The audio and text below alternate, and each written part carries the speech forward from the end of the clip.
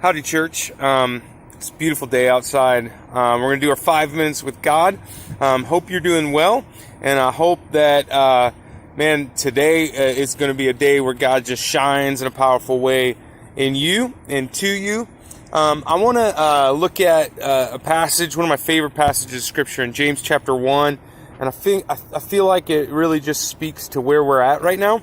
Let me just read it, and then I'll just say a couple things.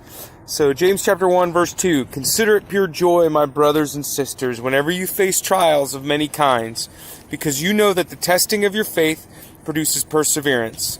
Let perseverance finish its work, so that you may be mature and complete and not lacking anything."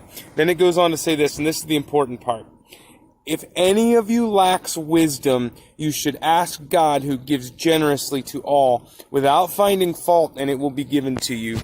So I love this passage because, first of all, it says we're going to face trials, right? It says, consider it joy whenever you face a trial of many kinds. So not just the off chance you'll get a trial, but realistically, the fact of the matter is we will face trials and lots of trials.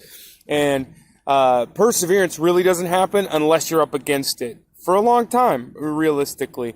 And so it says perseverance got to finish its work in you in order for you to be mature.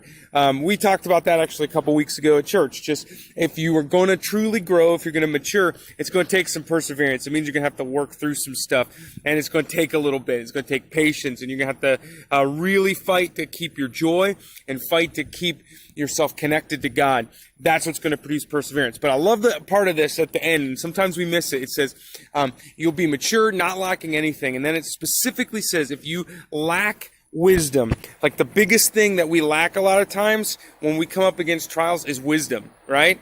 When we have to persevere, almost always it's the wisdom of where do we turn to find strength, where do we turn to find joy, where do we turn to find peace. A lot of times we turn to the things that aren't wise. We turn to the things that maybe give us temporary happiness instead of the things that are going to really build us up and give us peace and joy.